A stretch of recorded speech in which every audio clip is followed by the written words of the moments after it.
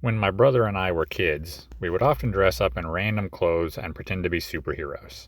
We dreamed up a lot of wacky characters, but the ones that stood out were Super Guy and Mega Boy, a couple of kids who got superpowers when they wore their hats backwards, and who fought to protect their city from the evil hothead and camouflage ball guy.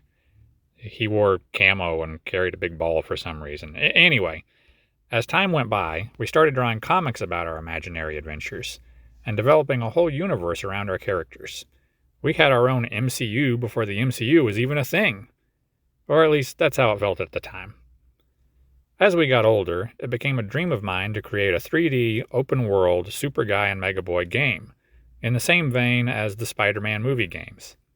Now bear in mind, this was the early 2000s. The internet hadn't yet become the all-consuming, omnipresent force it is now. My family didn't even have a computer capable of accessing the internet until 2005. So when we finally got dial-up, I went right to work searching for game development software, and quickly realized that even if my PC had been powerful enough to handle a 3D game, the only 3D dev software I could find at the time was too expensive and way too complicated for my 15-year-old brain to comprehend. So instead, I settled on the 2D focused software, GameMaker. It was budget-friendly and really easy to learn. And after studying a few tutorials, I spent the next 6 months making my first game, Super Guy the Game. And it was bad. The animations were weird, the level design was non-existent, the bosses just kind of walked back and forth, and the collision bugs made everything basically unplayable. It was so bad, I never posted it online, and only showed it to close family. But hey, it was my first game, right? So I figured I'd keep practicing, make a few test games until I'd become a game dev master, then make a new and improved Super Guy game. I spent the next several months making a Sonic fan game, which was also pretty bad, but at least it was playable. So I posted it online, and a lot of people actually liked it. Probably because there weren't a ton of Sonic fan games around at the time, so it had very little competition. But as far as I was concerned, it was a huge success. Anyway, over the next few years, I made more games. A couple of them were original, but most were fan games. Because ultimately, I just wanted to practice game development without spending a ton of time making my own assets. And I eventually canceled some of those games, but I did learn a lot in making them. I even learned how to do some basic 3D stuff in GameMaker. Every so often, I'd start up a new Super Guy and Mega Boy project, thinking, this is it. It's time to use what I've learned to make my dream game. But I never made it very far before thinking, this still isn't what I was hoping for. I didn't want to waste more time making another Super Guy game that ultimately couldn't live up to my vision. I kept procrastinating, trying to become the best game dev I could be, until I burned myself out. By 2013, I was in my 20s, with a full-time job and a lot less time and interest for game dev. I made one last full-length game as a birthday gift for a friend, and then I was just kind of done. A few years later, I met this hot girl at work, we started dating, got married, and lived happily ever after. And game dev became a distant memory of my carefree youth. Unless you count when I remastered my Doodlebob fan game in 2019. But that was really just tweaking a game that already existed. Realistically, I had no aspirations to start any new projects after that. And then 2020 happened. COVID rolled into town, and Earth was closed for business. Thankfully, I was never laid off work, but my schedule was switched up for a couple months, giving me a lot of unexpected free time. So what do you do when the planet is shut down and there's nothing left to do? I guess you could watch YouTube or Netflix, but I decided to dust off GameMaker and try my hand at the Super Guy game I'd given up on years ago. And amazingly, it didn't take long until I'd made something viable. Now, this was largely thanks to animation software I discovered called Spine, which helped me churn out tons of player animations in a short time. And there had been several huge improvements to GameMaker over the previous decade, making it even easier to work with. Anyway, I had a few important goals for the game, and I wanted to make sure I could accomplish them all before building too much. Number 1, I wanted an open world the player can freely explore. Number 2, I wanted the two main characters to have very different playstyles. Super Guy can fly freely and shoot energy blasts, while Mega Boy has super speed, can run up buildings, and uses rapid melee attacks. And number 3, I wanted the characters to be able to transform from civilian to superhero, or vice versa, anytime during gameplay. Mostly because that was a core gameplay mechanic in Mega Man ZX, and I thought it would be really cool to implement in my game.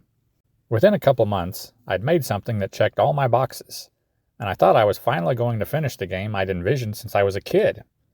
And then my work schedule went back to normal, and I suddenly didn't have tons of free time anymore. I still worked on the game occasionally, but mostly forgot about it for the rest of the year. In 2021, I revisited the game engine and realized it still wasn't quite what I wanted. The whole free roam concept just isn't that impressive in a flat 2D world. So I added a new goal: create a 3D world. This shouldn't have been particularly difficult, as I'd already dabbled in 3D years earlier. But little did I realize everything about 3D in GameMaker had changed since then. I had to relearn what I once knew, which wasn't much to start with, but it took some time. Anyway, after studying Matharu's 2.5D tutorial, I'd changed my flat 2D world to a spacious 3D environment. But the gameplay itself was still limited to the 2D plane. Not content to stop there, I opened up the character controls to allow them to move in any direction in 3D. Does it look kind of funny for flat 2D characters to move around in 3D this way? Kinda. But it works for Paper Mario, so why not? Unfortunately, after opening my game up to a new dimension, I faced the daunting task of actually building a 3D world to explore. Remember how I said earlier that GameMaker is 2D focused? Well, that means I couldn't just open up a map, drop a few buildings and trees in the precise locations I wanted them, and call it a day. Oh no. As far as the software is concerned, this is still a 2D game, which means objects can only be placed on a 2D axis, the XY axis. If an object should be closer to the camera, it has to be placed at a higher depth. If it's further from the camera, it has to be placed at a lower depth. But in GameMaker's level editor, everything basically looks like it's at the same depth. Needless to say, this gets confusing fast.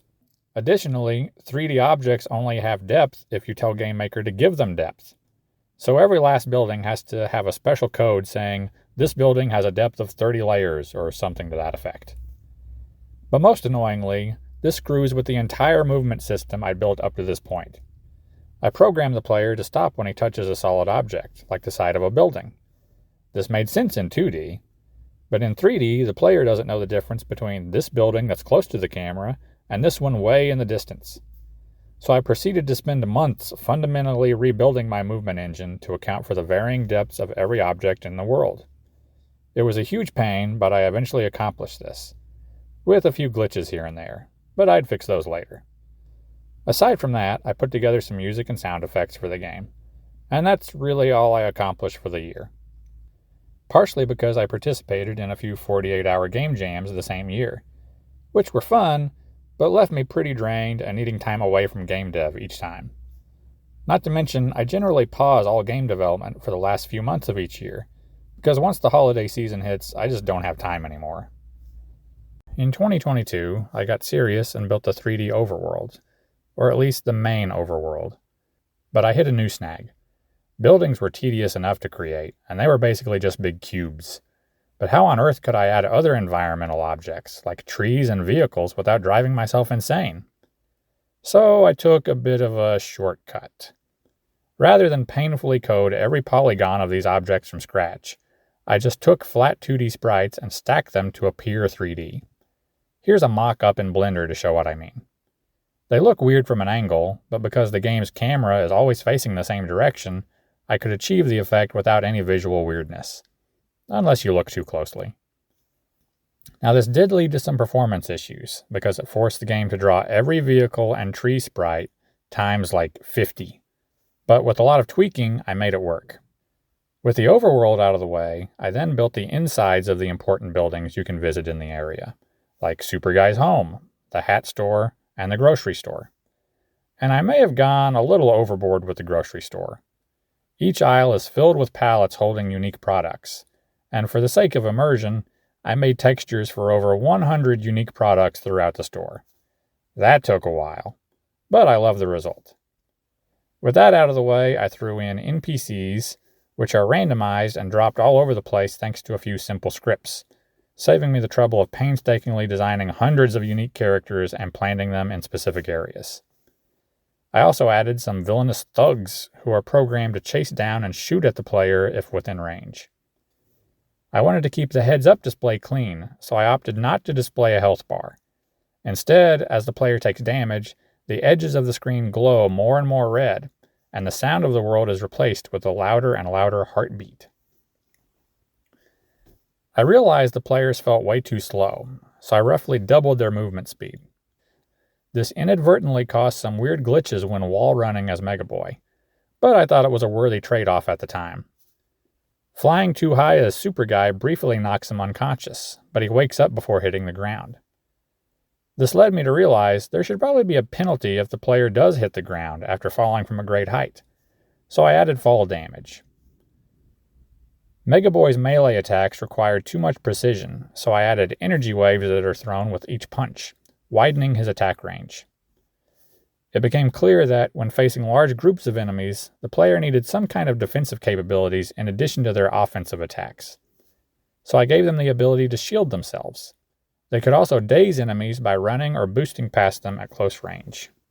I tried to implement an auto-aim system for Super Guy, so he'd always shoot towards the nearest enemy. But because of the weird 3D depth system I mentioned earlier, I couldn't find a way to make it work correctly. He'd always end up shooting at the nearest enemy on the XY axis, even if that enemy was in the far distance on the Z axis. So instead, I added the ability to aim manually using the mouse, or with the right stick if using a gamepad. Next, I built a day and night system, which changed the sky color and the shading of the 3D world based on the in-game time. It technically worked, but because of my limited knowledge of the workings of 3D in Game Maker, it could only set the time of day when an area first loaded, which meant the time of day could only be adjusted if you completely reloaded the overworld, which was pretty jarring. So I did some finagling to make the time of day only change while the player is indoors and can't see the overworld. Finally, it was time to begin crafting the story mode. I made some simple cutscenes to introduce the characters, and some basic missions that lead to Super Guy getting his powers. In 2023, I made the first boss battle. This was finally truly starting to feel like a tangible game. With some fine-tuning, maybe this was the year I'd release a playable demo to show the world what I'd been working on. Or not. In May of 2023, I got hit with some unexpected health issues that led to a few surgeries. Nothing life-threatening, thankfully, but each surgery knocked me out of the game development spirit for a while. Early 2024, I got back on track. I made the second chapter of story mode, which explains Mega Boy getting his powers, along with the second boss battle. I then built the long overdue title screen menu, along with a fully remappable control system, though this brought to my attention that the controls were a bit much. So in an effort to simplify them, I eliminated Super Guy's ability to aim, forcing him to shoot in a straight line horizontally. Finally, after so many delays, it was time to show my game to the world. I released the first public demo at Sage 2024, hoping that would garner more attention than if I'd simply released it on its own. In hindsight, that may have been a bad idea, because my game was largely ignored. Maybe there were just so many great games to choose from, my game was overlooked? Or maybe I didn't hype it up enough before releasing the demo? Or maybe people saw it and just weren't interested. It's hard to say because I got very little feedback, which was kind of disheartening. However, I'm grateful for the feedback I did receive, because it brought to my attention some glaring issues I'd overlooked or just hadn't taken seriously. Gamepad controls were hit or miss. Some controllers caused the player to run in random directions for no reason. The 3D world controls were overwhelming. People liked playing as Super Guy significantly less than playing as Mega Boy. Super Guy needed the ability to aim. Maybe I shouldn't have nixed that earlier. It was hard to see what was going on if you're in an area with a lot of trees, because those don't turn transparent when the player's behind them. This was due to the shortcut I took earlier. Because trees were made of dozens of flat sprites stacked on top of each other, they could never truly be transparent. The more you stack a transparent image on top of each other, the less transparent it becomes. It was hard to judge the depth of enemy attacks compared to the player, causing a lot of cheap deaths. and bosses would randomly freeze in midair, allowing the player to defeat them easily. At this point, I decided to take a few months off and consider my options. Did I want to dedicate even more time to fixing aspects of a game that was so broken and so few people seemed to care about? Were some of these issues even fixable? Should I switch back to flat 2D for the sake of simplicity? Should I learn to use some other game dev software more suited to 3D? Should I cut my losses and just give up on this game already? Well, cut to 2025. Ultimately, I decided to attempt fixing all the issues that had been brought to my attention, along with some that I'd found in my own playtesting. If I failed, that would be my sign to let this project die already. But if I succeeded, I'd dedicate this year to finishing as much of the game as possible. And I've got to say, I'm pretty pleased with all the improvements I've made so far. I've fixed all the issues that had been pointed out during Sage, along with a lot of other stuff. But I'll just go over the highlights. Players now run or boost by default. Previously, you had to press the run button to do so, but that seemed pretty dumb in hindsight. I tightened up Super Guy's flight physics, making him feel less floaty and more responsive. The auto boosting helps here too, because that's one less button you have to think about while moving around. I found a script by Zot, hopefully I said that right, that accurately detects the nearest object to make auto aiming work properly. So Super Guy now shoots at the nearest enemy by default. He can aim manually if preferred. Mega Boy now initiates a homing attack when he melees in range of an enemy, so you don't have to be so precise about his movements. When wall running, Mega Boy now automatically jumps before hitting a ceiling. This prevents any weird collision bugs. The shielding ability has been removed. It felt overpowered in my opinion, and it slowed down gameplay. In its place, there's a new dodge ability. This quickly jolts the player into the background or foreground, out of range of enemy attacks. Think of it like a mix of the Quick Step from Sonic Unleashed and the Spidey Sense dodge from the Insomniac Spider-Man games. Thanks to some tutorials by Dragonite Spam, my fake 3D trees and cars have been replaced with real 3D trees and cars. They look a lot better and allow for proper transparency. And this allows for a new gameplay mechanic. Mega Boy can now pick up and throw vehicles. Just the ones that are parked, mind you. Don't want you throwing cars around with innocent people inside. Also, thanks to Dragonite Spam's tutorials, I've learned to use shaders and implemented a true, fully transitioning day and night system. Just look at that. It's beautiful. Speaking of visuals, I slightly tweaked the character sprites to have more realistic proportions. Much better. A health bar now slides into view when the player takes damage. After a short delay, health will slowly regenerate. When it reaches 100%, the health bar slides back out of view. During boss battles, the player and boss health bars are visible at all times. And finally, I learned the basics of audio level mixing and adjusted all the music so it sounds a little better. I even simplified the title theme somewhat, because I felt like it originally had too much going on.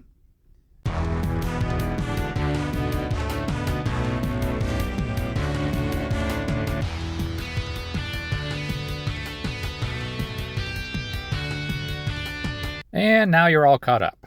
Next on my agenda, I plan to create a gameplay mechanic that allows Super Guy to summon Geyser when certain conditions are met. Give Geyser some offensive capabilities so it doesn't just stomp around blindly. And add some unlockable abilities for each character, but I won't spoil those just yet. Once that's all done, I'll be ready to build the rest of the overworld. The current overworld is only about 40% of the final planned overworld, not to mention some buildings that can be entered for story reasons. So I still have a lot to do. And when the world is complete, it's time to start churning out boss battles.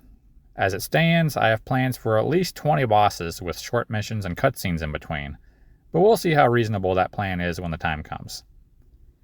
Ideally, I'd love to finish the game this year, but we'll see how it goes. So thanks for watching.